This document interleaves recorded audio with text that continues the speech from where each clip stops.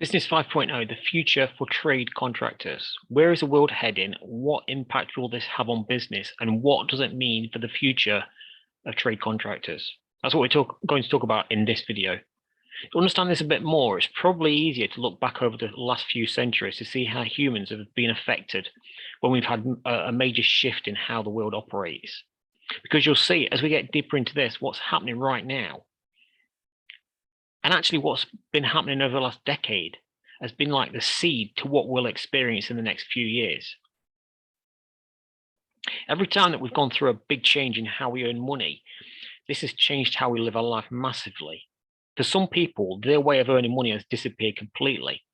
And you might see the same comparison in what's happening now. But let's look at an example. So if you think back a few hundred years, we had the agricultural age. This was what we call business 2.0. Then we moved into the industrial age. This was with the industrial revolution. We call this the industrial age, business 3.0. The industrial age lasted for a long time until in the early 21st century when we got the information age, and this was business 4.0. In the agricultural age, a large portion of the economy was made up by farming-based businesses, and they'd do everything by hand or they'd use horses or cattle. And many of the jobs back then in all industries were done by people physically doing whatever it was they had to do. You might say it was a time of the real hard physical work. But when the world developed machines and mechanical ways to do things, suddenly all those farm workers and everyone that earned their money by exchanging their physical sweat for money, suddenly they found themselves unable to earn a wage because it was cheaper for the farmer or the mill owner to buy the machinery rather than employ hundreds of people. Now, obviously from this, new jobs were created that hadn't existed before that time, such as people to build the machinery and people to operate that machinery. So this is when we had the rise of the various mills, such as the cotton mills and the lace mills. Then we started to see steam-powered machines. And later, around the start of the 20th century, we started to get the petrol and diesel combustion engines that we know about today. For the last 20 years or so, we've been in the information age. And if you look around, we're swamped with information. We have so much information, we don't know what to do with it. You've got the answer to anything just by looking on Google. But Business 5.0 is about the next step, moving on from the information age.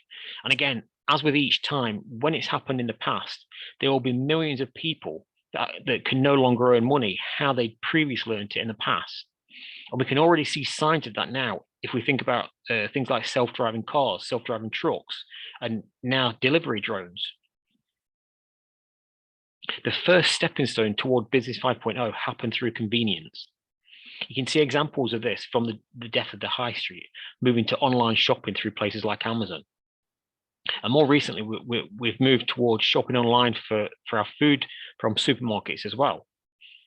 And ultimately, we'll end up with big warehouses out of town where our shopping and everything we buy will all just be picked by robots and then delivered by drones. A bit like what Amazon already have, but on a much bigger scale. But you can see the convenience factor, and going from physical to virtual is just that stepping stone, rather than what people think at the time of it being the new normal for that industry. You might have seen the same pattern occurring with taxis over the last decade. First of all, it went to the convenience of booking a taxi through an app. And we saw the huge rise in these taxi apps like Uber and Get, which meant the process of using these apps made the actual taxi company redundant because everything was done through software. Now with self-driving cars on the way, this removes the need for the driver of the taxi as well. But again, it all started with that move toward convenience for the customer. You see the same thing happening with events online, whether it's virtual networking events or even attending through a VR headset. But again, it's moved from that physical to virtual. And while we still have the physical experience in some cases, you can also look at the high street and say we still have shops.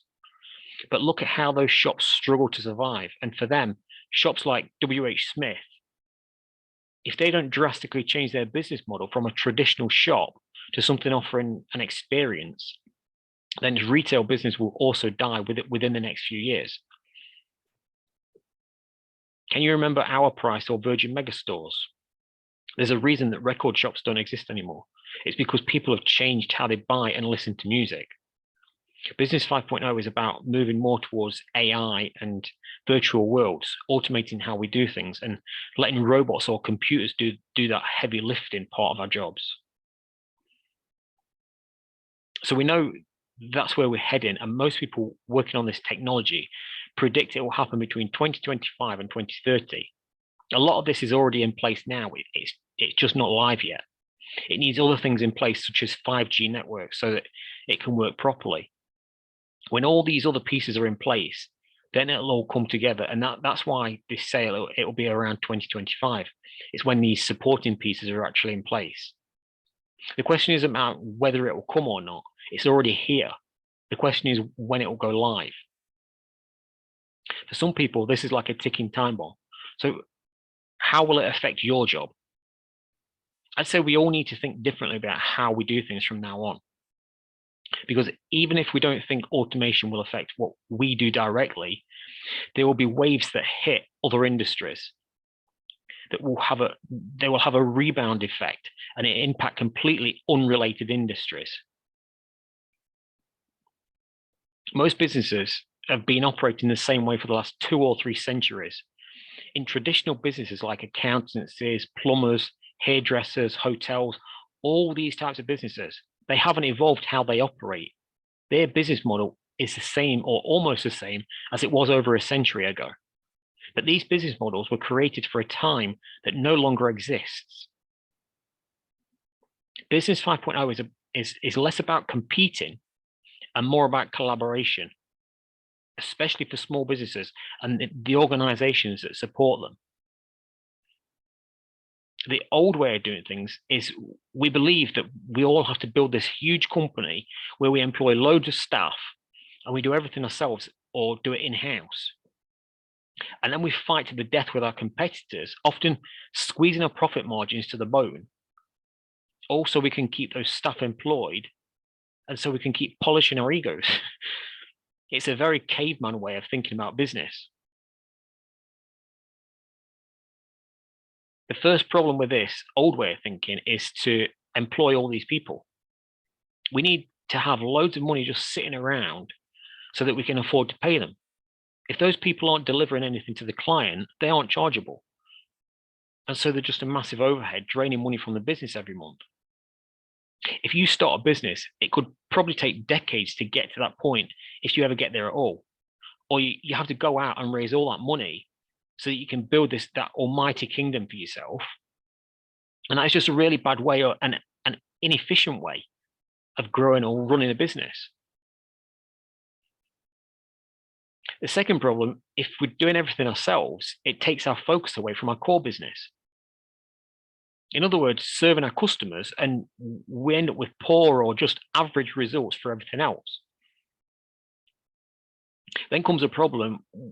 We're seeing a huge shift in people leaving their employers to go self-employed and start up their own business. Now, this leaves a massive shortage of people to be employees. So it's just not possible to operate a business in this way anymore. The issue with all of these people going self-employed is most of those will still be in that mindset of not having any money. So instead, they try to do everything themselves when they should be focusing on what they do best. In other cases, they'll spend money on training courses, learning things that they should leave to other people that are more suited to those types of roles. A good example of that, I was talking to a friend that provides IT support for businesses. Her personality is very introverted. She doesn't really like talking to strangers, but she just attended a 5-day training course to learn how to improve her sales skills. Now, it doesn't matter how many days training she gets. If she doesn't have the right type of personality, or if she's missing some other natural skill set, she's never going to win Salesperson of the Year award. But this is what we'll start and wake up to in the next few years. Rather than just attending these training courses or trying to be someone that we're not, we'll start to ask ourselves, why are we trying to do everything ourselves? Why are we learning to do something that we actually don't want to do? Especially when there are people out there that can do it much better than we could. If you think of the various roles in a company, and then imagine that these people have all left that business to go and set up their own business. Suddenly you've got a salesperson that's excellent at selling, but rubbish at everything else. You've got the plumber that's excellent at installing new bathroom suites, but rubbish at everything else. You've got all these people that are excellent at what they do, but rubbish at everything else. So wouldn't it make sense for those different pieces to team up together and then just focus on what they do best? Let's look at it from your perspective. As a trades contractor, your value is created by connecting the client to the solution that they want. If we think about this like a part of a business, you would be like the technical delivery role. Your value to the world is in being the expert for what your client needs. It's what you know and knowing when and how to deliver it in the most efficient way. You aren't the hard salesy type. You aren't giving them the hard sell trying to close the deal in the next 5 minutes. Your value comes by you always keeping your eye on the latest innovation that's happening in the market and knowing what the latest regulations are. So how does Business 5.0 work for a contracting business? I personally think online shopping was the start of the end for product-based businesses. When online shopping came along, it became a lot easier to get what you wanted without having to go anywhere. You have access to a huge catalogue of products without having to go and collect them yourself. As with the other industries, the shift started as a move toward convenience. And we'll continue to see all delivery type businesses like contracting business, for example, these roles will be replaced partly by robots and automation, but more immediately by large corporations. And if you don't believe me, just look at things like off-site construction, with buildings being manufactured in a factory and then being shipped to site on the back of a truck. A lot of this work is done by people in factories, but this is just a stepping stone. This is exactly how the car manufacturing industry changed. And now they build a complete car in less than 24 hours.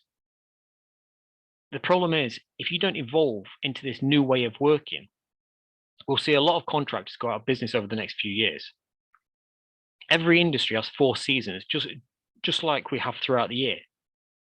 The spring is when new industries are born or old industries get redesigned. The summer is when those industries grow. The autumn is when consolidation happens and larger groups emerge that start to dominate the industry.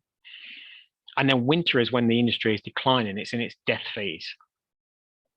Right now, as you'll probably see for yourself from what we've been talking about, the contracting model is currently in its autumn season. There's large companies that offer everything under one roof. They're taking more of the market, and soon we'll move into the winter season, and we see more people being replaced by automation and robots. Your focus in the Business 5.0 age should be understanding where your value is and then building your business around that. And that's how you'll stay relevant when the rest of the industry has been automated. You have to almost forget everything you know now and completely rethink how you're going to make money. I'm not saying that you should immediately drop everything you're doing. You can keep that ticking over in the background, but just don't be thinking that you're going to grow your current business over the next 5 or 10 years by using the current format of what you do and your current business model. It's about completely shifting your business model and how you see the value you create for your network. It's not your job to try and create new things to sell to your audience. That's where people waste time and money. Remember, your skill and your value is created from what you know and understanding how to deliver what those people need. It's not from creating new things to sell to them. The next step is to build that connection with each of your clients and get to know what they need. They need to think of you like that concierge that can get them anything they need. or connect them with whoever they want to speak to. If you were trying to get tickets to the latest musical on Broadway, you wouldn't just randomly go knocking on doors asking if anyone has a spare ticket. You go and ask the hotel concierge and they'd get the ticket on your behalf because it's their job to know exactly who to speak to. This is the same for you. You are that connector. You are connecting them with the end result. Your value is in what you know. The real value you provide to your network is the ability to take them from where they are now to where they want to go, and do that by using the latest innovation and solutions in the market. Your best strategy as a contractor in the business 5.0 age is to team up with those other pieces. The pieces that mean you can be like that large corporate business, but more importantly, the pieces that let you focus on delivering that solution rather than worrying about the other parts of the business, like how to improve sales or managing your finances. It's the pieces that will help you add value to your clients. Imagine for a second how much easier your life would be as a business owner if you had a sales expert managing all your sales, or if you had an investor providing the money you needed to keep growing your business, and if you had someone to keep creating new product offerings to keep your business relevant. It's almost impossible to have all of these pieces in a small business. At best, you end up with just average people. This is the old way of working. But if all these people were independent, each superstars at what they do, and each focusing on what they do best, imagine how much more powerful your business would be. But one final question I want to leave you with: how can you improve that relationship with your existing clients? And how can you add value to those relationships?